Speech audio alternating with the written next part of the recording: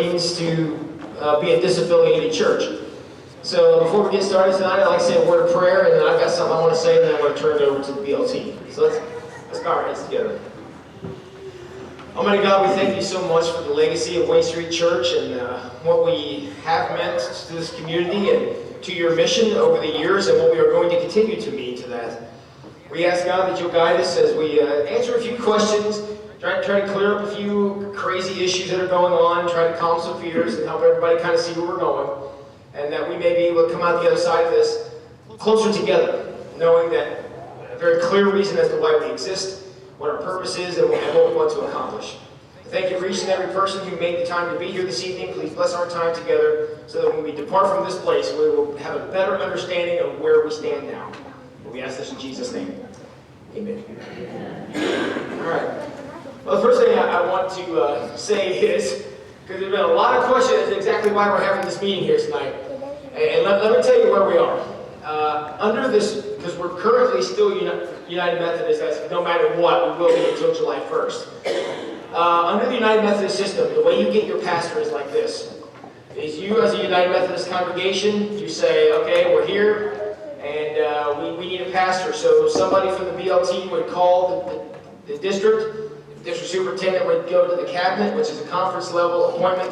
They have a big conversation, and they say, okay, here's the people we got, here's the spots that have need, and they try to match them up as best they can. That's how you got me in the first place.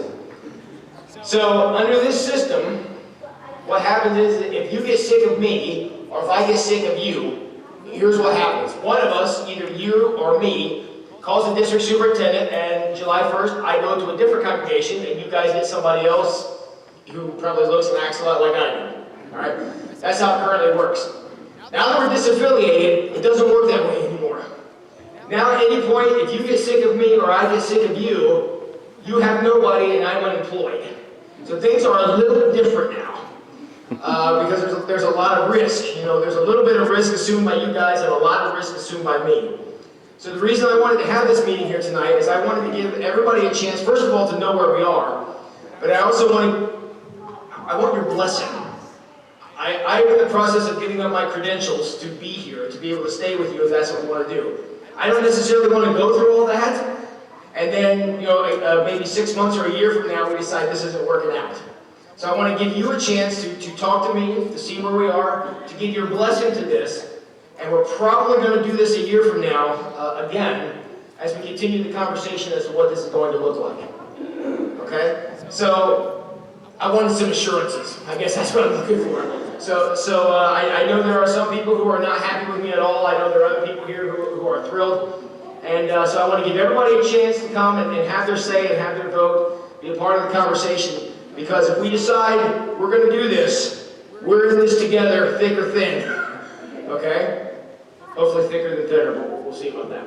Okay? Does anybody have any questions about that? Okay, yes? My wife wanted to know what BLT stands for. It stands for Breakthrough Leadership Team, or bacon, lettuce, and tomato, depending on the context. But yes, Dennis. Now, if we're no longer Methodist, the book of discipline is out the window. We are no longer bound to it, correct? Right. So that we are to establish our own set of rules as we move forward. Correct. And we have nothing set in stone at this point in time. We have nothing that we are bound to as far as that goes, correct? And there's going to be a lot of conversation about that going forward. It's probably going to take us a year before we get it all down. Okay? But the one thing we're going to have to establish here tonight is that you still want a pastor, that you still got one. That's one of the things we're here to talk about this evening. Okay?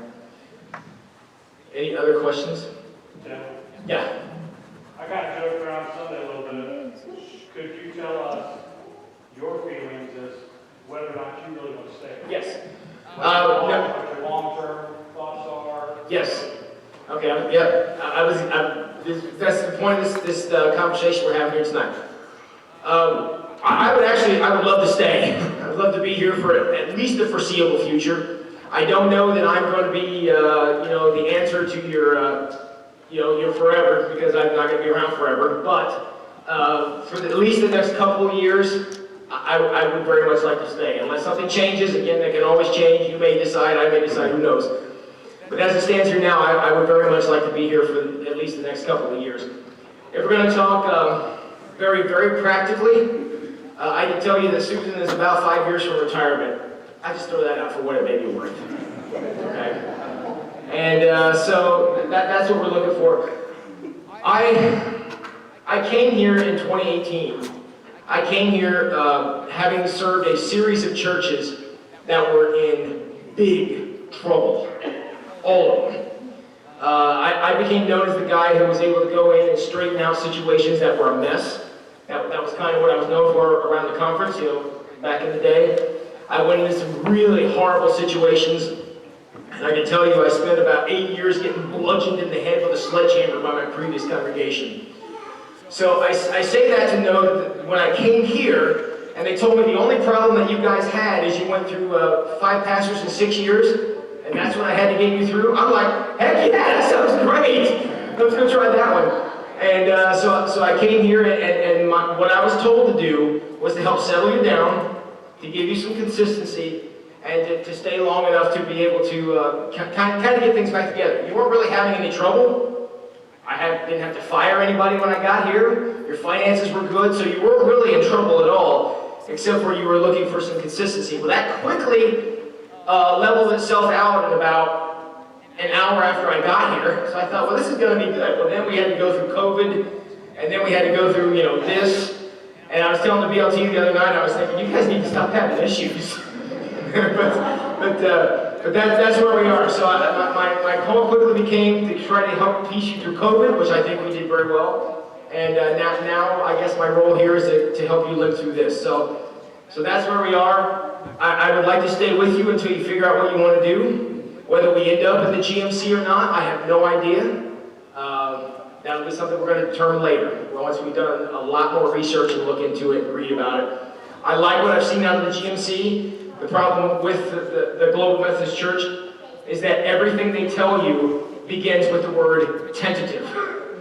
Until the word tentative is gone, I'm not going to buy into anything. I want, this is it. And until we get to that point,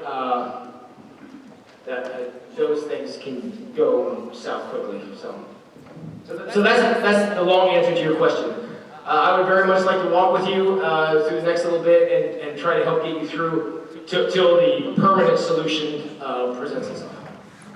Yes, John? What makes up the Global Methodist Church now? How big are they? I do not know any, I don't know any of the statistics, because every day they grow a little bit, because a lot of the disaffiliated churches are landing there, and I don't know where they're at today. I have a number of my friends who have left the Methodist Church. That's where a lot of them ended up, but most of them didn't have as many years of experience as I have, and most of them were not serving churches like Wayne Street. So in the spirit of keeping this a little bit focused, why don't we do this in 2 clear parts? Let's make this first part about what we're going to do for a pastor, whether we want to keep Tim. I'd like to keep fielding questions focused mainly on whether or not we want to keep Tim and what questions you have for him moving forward. Does anybody have any other questions regarding that? Yeah, Tim, Eddie's talking about 2024 maybe might be leaving. That's another picture of what the forecast for you. For me? Yeah, you talked about maybe 2024, maybe in the summertime it might be. Well, that was when we were still United Methodist. I was doing the timing from what I figured the conference would want to do, and that probably would have been what happened, but obviously nobody foresaw this coming.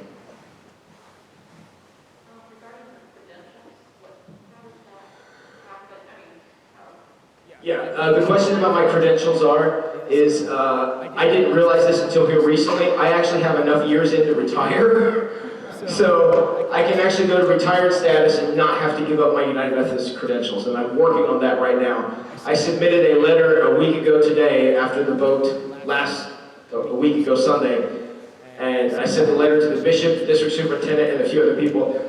That letter has not been acknowledged in any way, so I don't know where that's at, but the letter, I did send the letter. Yeah, Janine. What do you have set as goals or anything in mind such as. Where do you want us to go, or how, or? The one thing that St. Mary's, the community of St. Mary's needs from Wayne Street is they need us to be the force to be reckoned with in this community as far as every other service organization. There are a ton of great organizations here in town that are doing some great things. We need to be in front of all of them. And that's my goal. I've made that pretty clear all through, but I feel like I'm feeling that St. Mary's is going to do better as Wayne Street is more involved. And just fair warning, I'm not giving up that at all. So I'm going to bang that drum clear to the end. Because I think that's going to be important. That will help us grow as a church. It will also help the community grow toward Christ, which is 100% my goal. And that was something we addressed in the most recent BLT meeting. No matter what pastor we have, we're going to have to come up with a contract. We're going to have to come up with goals for them. So that's not only for Tim to decide what his goals are. Everyone should have their own goals. But it's also going to be our job. Come to your BLT team and we will help mold those goals. If we see there are things that we feel that Tim could do better, those are things we can set as goals, something for him to work towards. Any other questions?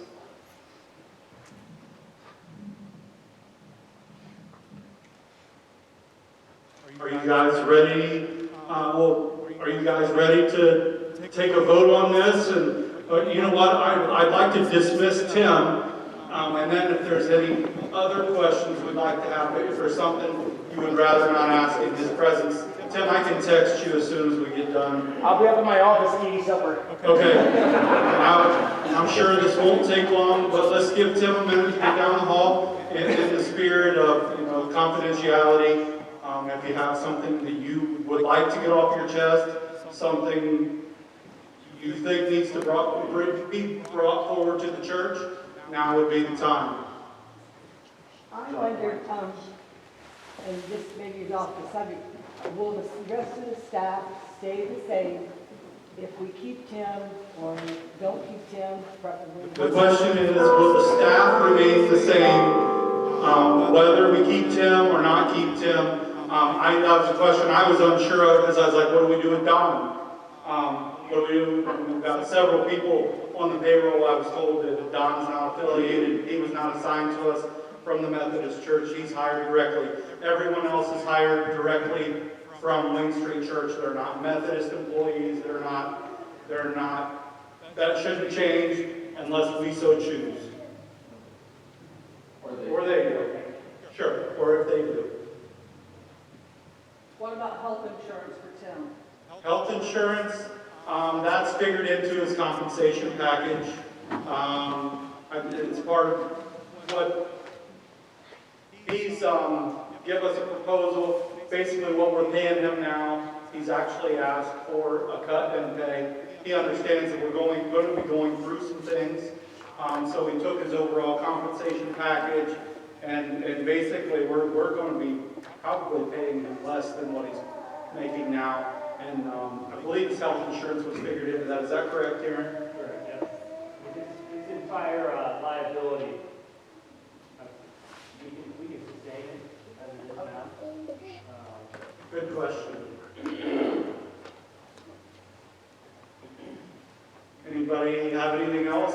Even just statements, anything that you'd like to get out into the open? If we make a donation towards what we have to pay to the conference, is that different than what we would be paying towards the replacement of the monies for the roof and the windows, and how do we distinguish that? Okay, I'm not sure on that one.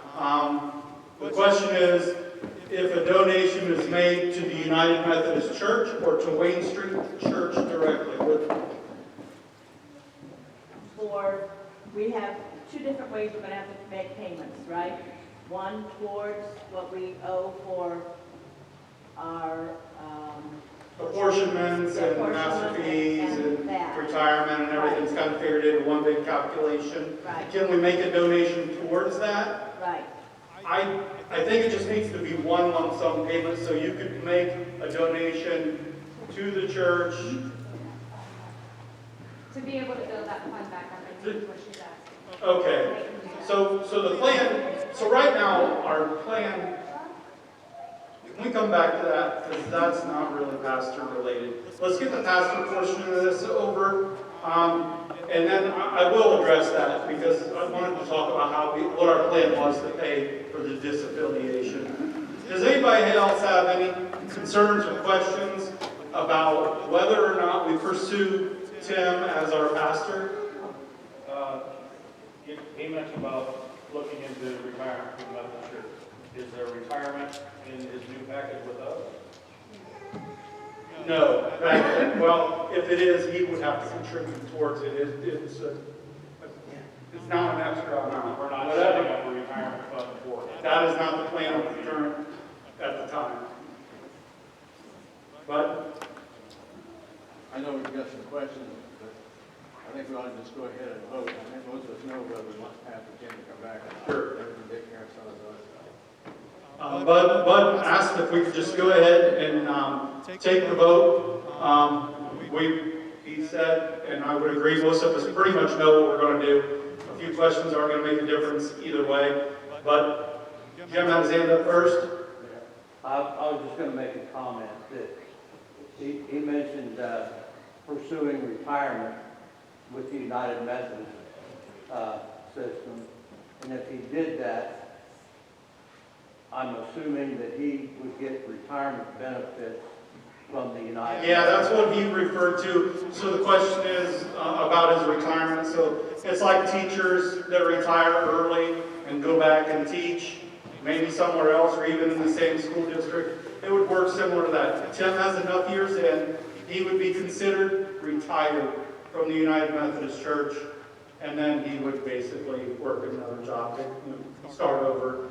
But he would have a retirement. He does have retirement coming to him through that fund. All right, does anybody have any objections to going ahead and taking this vote? All right. Would the BLT team please stand up? Just be recognized. I want you guys to take a look at who votes here. So this is our BLT team, and President, I just want them, I don't want this, I think it's going to be a landslide what we're doing here one way or the other. But this is our BLT team. I'd like you guys just to acknowledge the vote here. So at this time, everybody in favor of pursuing, employing Tim as our pastor moving forward, if you do want to keep him, raise your hand, please. That's a pretty overwhelming amount. Okay, put your hands down. Anybody that would rather not keep Tim, would like to pursue other options, would not like to keep Tim, please raise your hands. Okay, I think that's pretty clear. We know what we need to do here. So,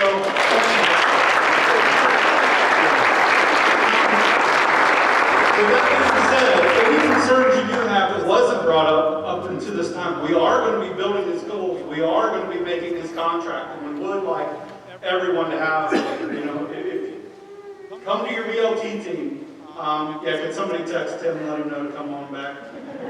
I can't talk over the text. Let him work on his resume. Yeah. Okay.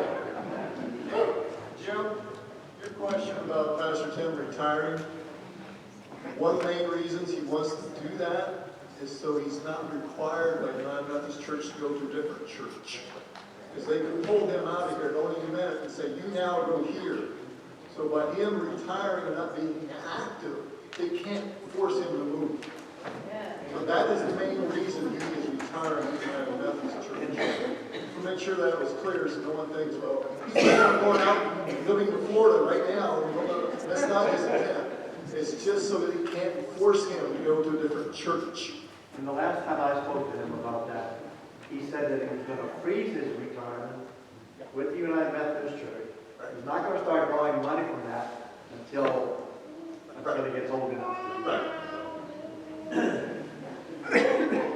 no, anybody, I think there's another mic floating around here, if anybody has anything, this is our church, but try to keep some order here. Back to Barb, about how that money is paid back for our, basically, our exit from United Methodist. It's about Tim was very, very close. We didn't know how many times. Unanimous, by the way, unanimous. So the amount that we have to pay to exit the United Methodist was approximately, they said $166,000. The reason I say approximate is because when Walnut Grove left, there was a little bit different number. It changed by $2,000 or $3,000. So it's approximately $166,000. And the way that we discussed getting to that number is taking the money out of the parsonage fee, or parsonage fund, is about 44,000 some odd and change. And then I think there was maybe one other fund we talked about that was appropriate to use for this. And then we would have to take out about a $100,000 loan. And the way that we're going to pay that back is basically we're going to continue treating it like apportionments. We would have been paying this money anyway. Every month we have so much money coming out. So for the next, probably, till this fund is paid off, this is the way we're doing our apportionments. We're not setting up new funds that we're sending money to. Nothing's, obviously nothing's going to the Global Methodist Church. So that's my explanation of it. Does anybody have any questions to that? I know I addressed this to you before, and I talked with a fellow BLT member in regard to that parsonage that was sold. I know at that time, the district superintendent told us that we had to leave that into a restricted fund that could be only used if another pastor came and requested a home. Now, if that's not going to be United Methodist Church, does that disqualify that now as a restricted fund? Yeah, we can make any rules we want. So if we decide as a church we require that, we can do that. But what we do now is part of Tim's compensation package is a housing package. So he gets so much money each year. Yeah, he gets an allotment. So basically, we're still paying into that, but it's going a different way. That comes out of his total compensation package. So the total sale of that parsonage at the time, all Kendra, of it was not put there's into another a one you restricted passed around. fund for housing? That I cannot speak to. Do I have any other BLTs that can speak to that? Tim's going to speak to that. Yeah, the 47,000 you're talking about is now free and clear. We can't use that for this bill. That's the answer to your question. Because we're no longer required to keep it for parsonage later, because that stipulation no longer exists. Right. So the total 142, some of it was divvied to other spots that were. Correct. 47,000 is what was left in the account.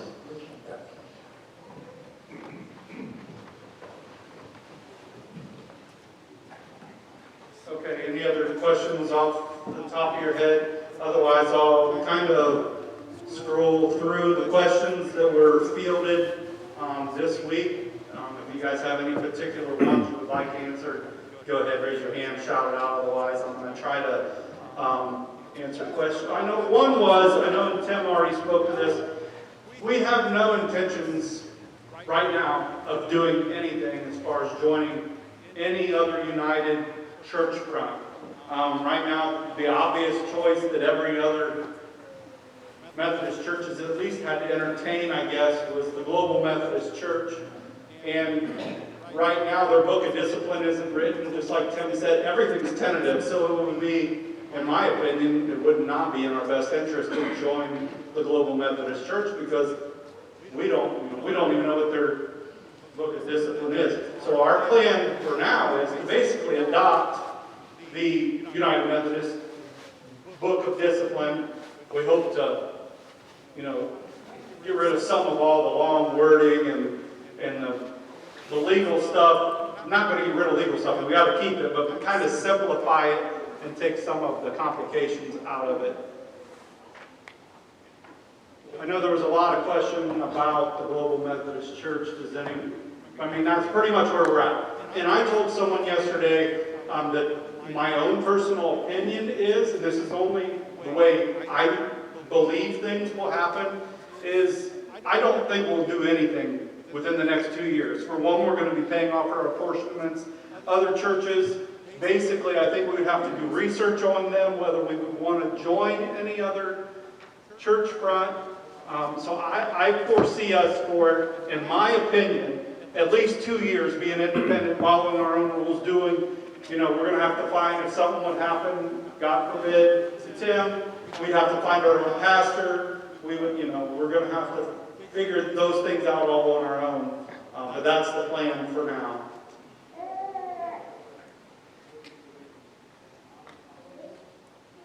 Will we call ourselves Wayne Street Methodist Church? We cannot, the question is, will we call ourselves Wayne Street Methodist Church? We cannot use the word Methodist. We used United before we could use Methodist. So the plan for now is we would be Wayne Street Church. And if we were in the future to join the Global Methodist, then we would add, GMC to that. I think would be the logical thing. And like I said, we're a long ways away from that. It's easier, honestly, it's easier for you guys if you have questions than to be read through this. It's hard for me to focus and read through. So if you have anything, just shout it out, raise your hand. BLT team, do you guys have any hot topics, anything that you had anybody reach out to you that would like to be addressed this evening?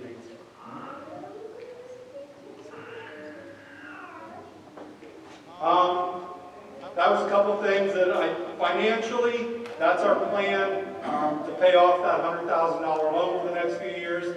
Then we'll continue to budget for missions the same way we do now.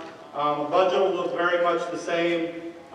Like I said, we're going to work on the contract with Tim, but he's actually asked to take a pay cut. And we want to make it fair.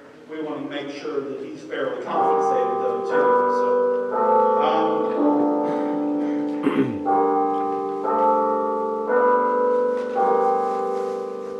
a lot of the questions were what's going to happen to Pastor Tim. That's all resolved. You guys figured that one out. That's easy.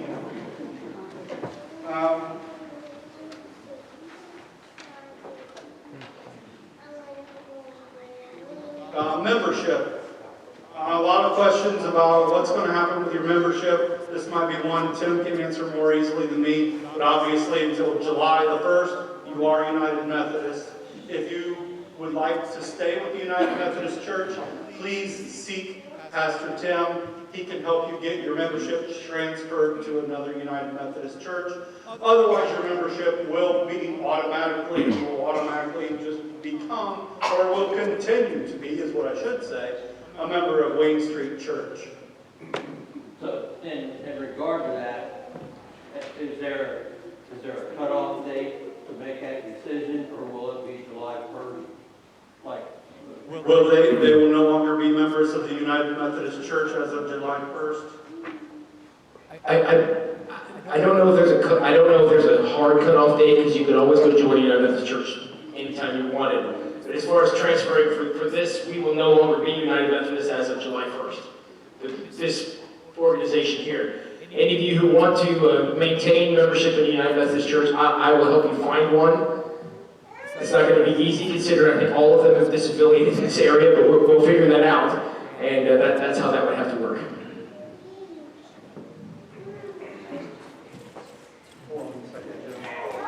I have a question. Okay, you got a mic.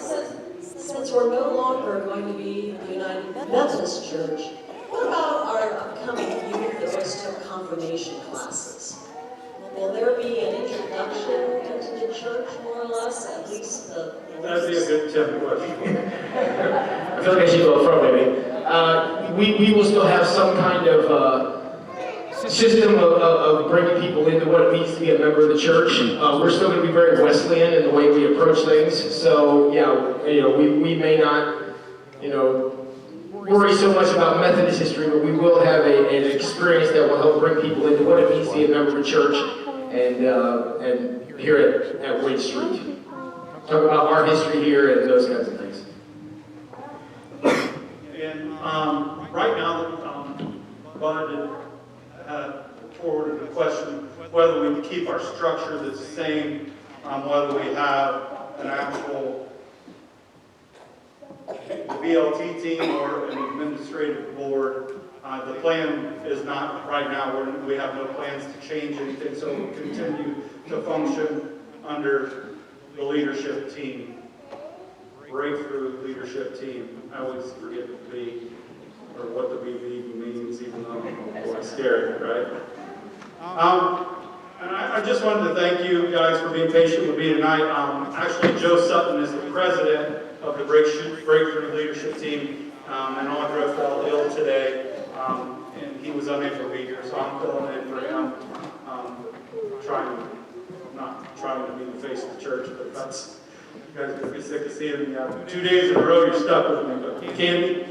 Yeah, as far as the leadership team, that's up to you guys to decide. If you're not happy with the Breakthrough Leadership Team, that format was basically based on the 12 disciples.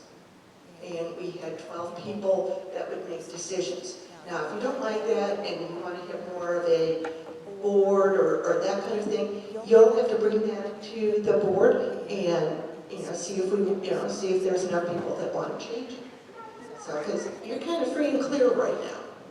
And so this is your time to make it your church. And the board is, we serve at your pleasure also. So let us know, and we will talk about it and see. And if you want to get on the board, we can certainly use more people. All right, does anyone have any other major topics, anything that you've heard other people talking that's caused anxiety? That's the whole purpose of this meeting tonight. Just like I said yesterday in church, that we want to be able to have these discussions and not be keeping people in the dark, because that's probably one of the scariest things, is not knowing what's going to happen and not knowing what's going on. I spent a lot of years in this church actually not knowing what's going on, especially with our leadership team. I came to church on Sundays, I did, we participated in small groups, which I highly encourage you all to get active in the small groups. They're great in this church, but it takes you guys to do it. You can't wait for somebody else to lead them. We need leaders, and in order to have great small groups, we need leaders, so that's where I could use you guys to step up. Just 1 second, I'll get you a microphone, Jack has. I don't have any major concern or topic. I just want to encourage all of you. You know who's on the BLT team. It's hard for me to say. I call it administrative council just out of BLT. Please talk to us. Ask questions. This is all new for all of us. This is our church. This is what makes the church us. We just happen to be in some leadership positions and make decisions, but we need your input. And we really, really encourage you. Those meetings are never held in secret, and you can certainly come to them and put forth your ideas. This is our church. As a member of the church, I don't know anything that's going on because we get no minutes, we get no financial papers from the BLT. If you're not a member of the BLT, you don't know what's going on in our church.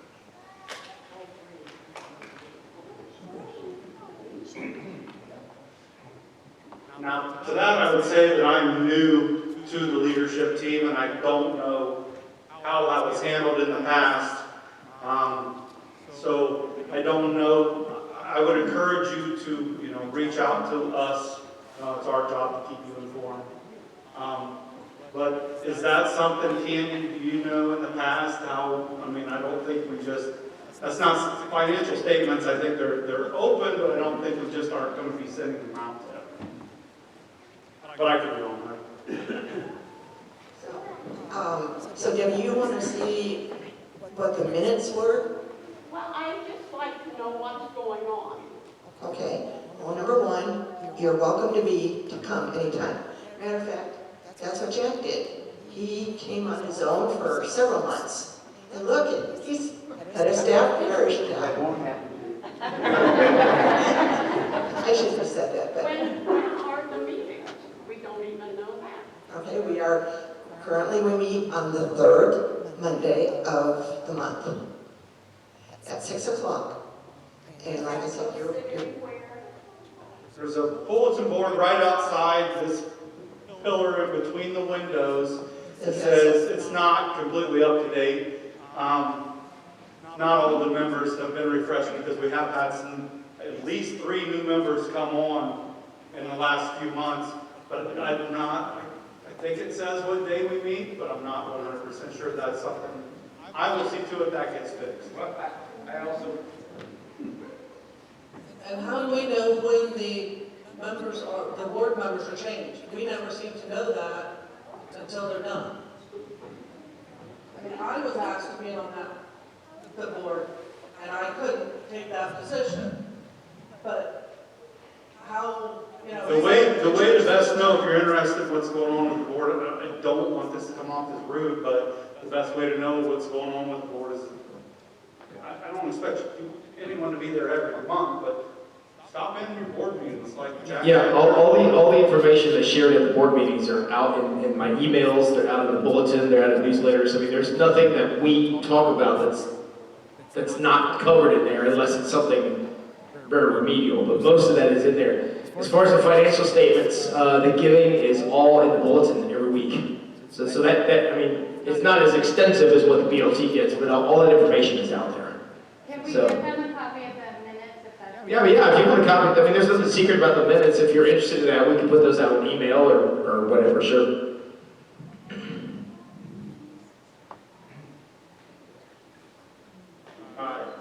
Anybody else have any questions? I don't want to keep you, we haven't even been an hour yet, but we've been 40 minutes, I don't want to keep going night.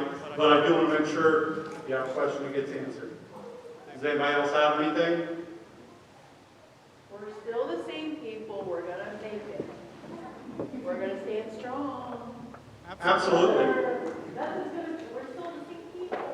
Just because of our title? No. Amen. And look at last night. Look at the great night we had. I know we had, what, 150 pots of soup, 15 loaves of bread we went through to make that. And Susan said we're never having grilled cheese again, so. Those are the kind of things, it's not all about fun and eating and parties, but it is about getting together, and it takes those things for the fellowship. And we're already talking about the next one. I've heard a rumor it might be root beer floats. Do you need a root beer float? Okay, unless anyone else has anything, I would move that, got one more. Just one quick statement. Yeah, I really need this. I did talk to a gentleman Sunday, and he did mention that he felt in the area where he was sitting when the vote was taken, he felt there were numerous people around him that didn't really seem to understand the vote. So they're not sure if they voted the right way, was the feeling he had. So I would just remind everyone to keep in mind that maybe not everybody's feeling the same way you're feeling. And to not offend anybody by voicing your opinion overtly. Because, like I said, this gentleman felt that there were numerous around him that he kind of thought maybe would have voted differently. Now, I struggle to understand that because we've been talking about this for quite some time, but just keep that in mind. And one thing I said yesterday, I felt like that I was the perfect person to come up yesterday and let everyone know that, we are still one church. I've seen both sides of this. My decision wasn't made until probably after the first of this year. I wasn't one of the early ones ready because I didn't know. I didn't understand. I don't know the 30-year history of what's been going on, within the church nationally. So it took some time, took some reading, and I understand that there's people that didn't agree with what we did, what we decided. So, we need to keep everyone's feelings at heart. And try to be there for each other. Like I said yesterday, everyone kind of lost something in this, and we need to build it back up and build it together. So with that being said, I am going to move to close this meeting. Does anybody have any objection to that? I second it. Okay, Tim, would you pray us out, please? Yeah, before we pray, I just will say that I agree 1,000% with what he just said. I didn't feel any real sense of accomplishment over the vote. I just feel like we just stepped into a new season. It's not something that we won a victory. This is not what we were trying to do. It's just where we are. And now we're going forward. So I appreciate you all being here tonight, because that's exactly where we're going to go. Because if you need any more proof that the world needs us to go forward, just go watch the news tonight. There was another shooting down in Nashville, and 3 little preschoolers got killed. So we live in a world that produces people like that. And the world needs people like us to go out and say that's not what we all are. And that's what we're going to be. So let's bow our heads together. Let's pray. Almighty God, we know that we face challenges. This is certainly one for us, God, but we also recognize there are people around our world who are facing challenges far larger than this. We want to pray for our sisters and brothers down in Nashville who are dealing with a catastrophic loss for the 178th time this year when we've had a mass shooting. And that is, to say that's too many is an understatement. So we ask God that we may be able to live our lives in such a way that we can go out to our community and maybe prevent some of these things by changing hearts and changing lives, to help people realize that violence doesn't answer anything. That we can be a force for peace and a force for truth and a force for what is right, so that they may come here and find the community they're looking for, and be able to heal the wounds that they're carrying that would cause somebody to make such a catastrophic decision. We thank you for enabling us, Lord, to be your servants, to be your people. And we ask, God, that the world may be able to find a safe haven here amongst us. We just pray that you'll watch over us as we go our separate ways. Give us a good night's rest tonight. We ask this in Jesus' name. Amen.